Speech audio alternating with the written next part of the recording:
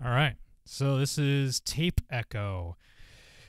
Welcome back. My name is Plague, and this is going to be part of the series where I teach every single effect on this device. So next, we're on Tape Echo, another very underutilized effect on the loop station. Again, not a lot of tech. I at first thought this effect was dumb. And I was like, "This is I wish we had, instead of tape echo, like something like, I don't know, like a radio. I don't know, just anything other than tape echo."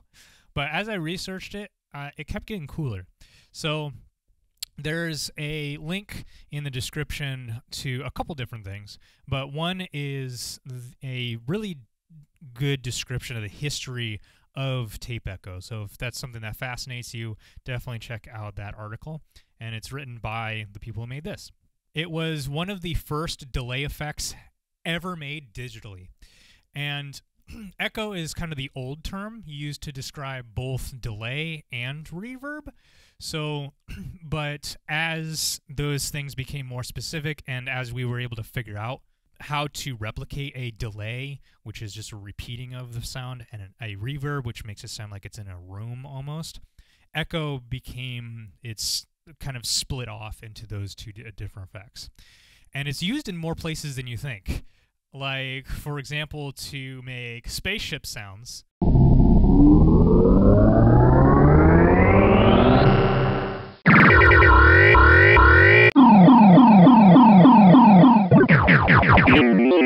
This tape echo here on the loop station does a pretty good job at replicating this type of, like, the original mechanical mechanism of a tape echo. Because it's a digital version, it is basically several different effects combined. There's a delay in there, there's also some saturation, as well as some compression, for example. So this is multiple effects built into one effect on the loop station. And it gives it kind of this old-timey kind of sound to the vocals. And one example would be like Elvis Presley's Heartbreak Hotel, that if you listen to that song, you can hear the tape echo in Elvis Presley's voice. This effect is different from a delay, however. Like, for example, tape echo puts the repeated sound through a filter rather than just repeat the same sound. So the output will change as it is trying to replicate old mechanical devices, whereas delays are replicating newer digital models. Now that you kind of understand the history and what the tape echo is, let's talk about some of its parameters. So it's only available on track effects and input effects C on each one of these, and its parameters are the repeat rate, the intensity, and the echo level. So with the repeat rate, it is the length of time between the input sound and the echo. We can demonstrate this with a spectrogram and a pop click.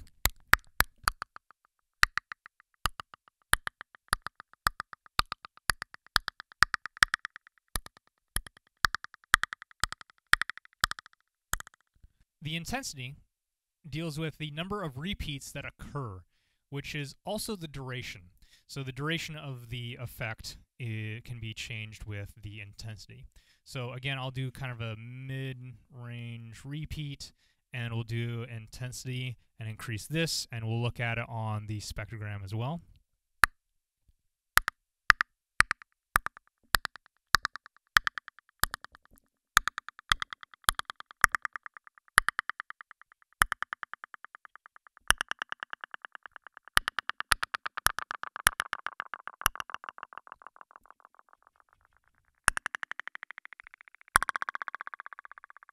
Now, I want you to notice that it kind of has, it's not like, it's different from a delay in that it's not just repeating the same sound. You can kind of hear a flux in the sound.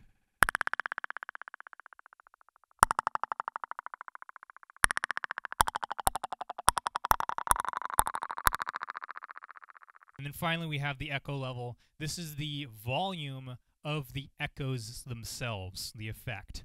So, and this is controlled by the knob. I wish we could control the repeat rate with the knob to create some really interesting swells, because you could do some really interesting risers. So that I really wish we could control that, because a lot of times when I'm utilizing the effect, I'm increasing the repeat rate instead. So I'm increasing that, but I have to use the value knob to do that. It would be really nice to be able to just kind of increase it that way, because you can do some wild stuff, especially if you'd be able to flick it at that speed. Dude, that'd be wild.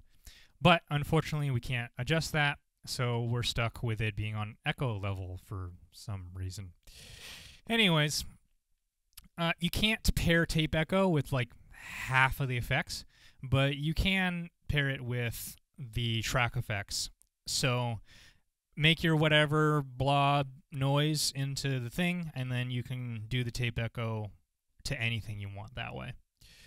So if you want to do the spaceship swell effect, where you just saw in the Space Cadet game, all you have to do is go into tape echo, start with some repeat rate, doesn't matter what it is, and then start turning it up.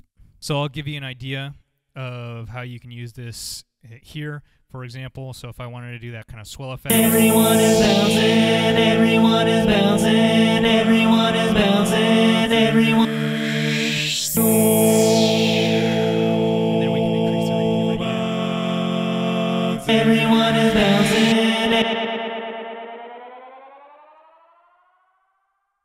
So as you can hear, the swell kind of increases in tone. Additionally, the effect will continue regardless if the track is playing or not. So in this example, Everyone is bouncing. you can still hear the effect happening. So here's another example. I have a track that's playing here. So we're going to use the tape echo to kind of create that swell effect again.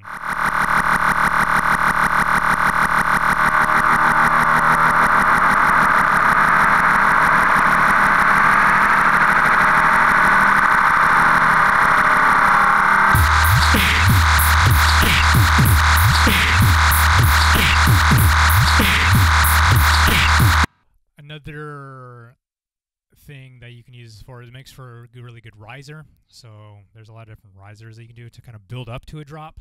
You can use the tape echo to create a good riser. It makes a really good ending to a track. So a lot of times people will use reverb or delay for a track ending, which does great because it's an effect that kind of fades out. This also is a track effect that fades out. So try it on the end of any one of your tracks and dick with, you know, what effects, whatever the last tracks that are playing for the end of your song is. Throw on a tape echo and see how that feels compared to the ending that you have, or whatever ending that you're trying to create. Tape echo is a good way to do that. So another thing you can do is to make it sound really old-timey is to use it with the phone box. All right, gentlemen, I want you to repeat after me just how I do it. Ready? Your turn. Very good. Go ahead. Good golly. Bring it around now. Ladies. Good golly.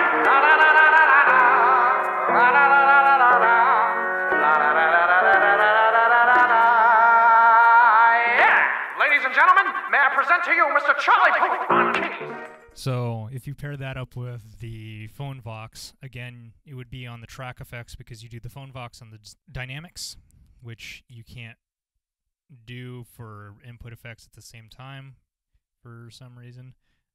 But you record something with the phone vox, which is at the end of dynamics here. Then after you record whatever it is that you're going to be recording, old-timey whatever, then you'd go and apply a track effects to it. The same stimuli can give very different effects. So, for example, I'll do a little pop click.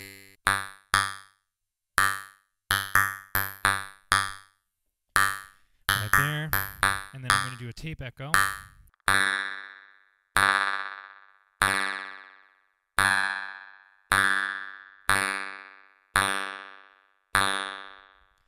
So you can hear that it almost sounds different.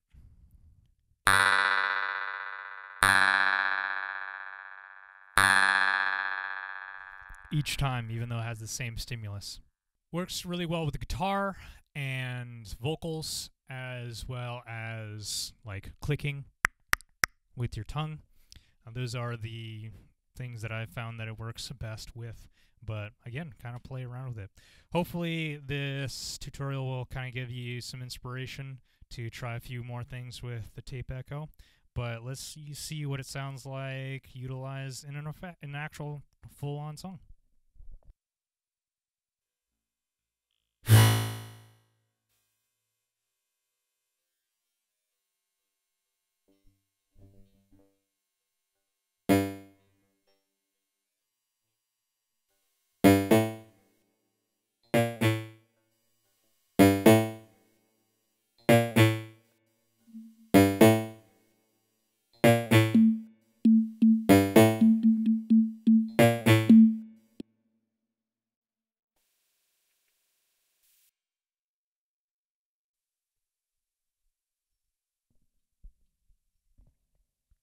You're melting, you're melting, you're melting,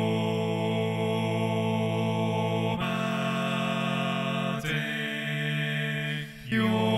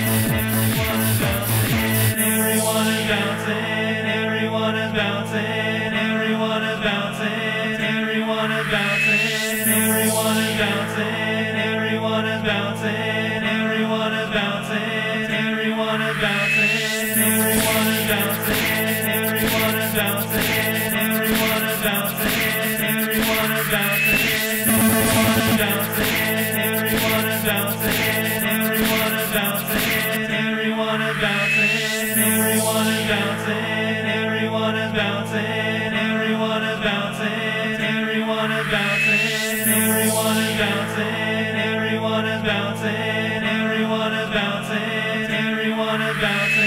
is bouncing, everyone is bouncing, everyone is bouncing, everyone is bouncing, everyone is bouncing.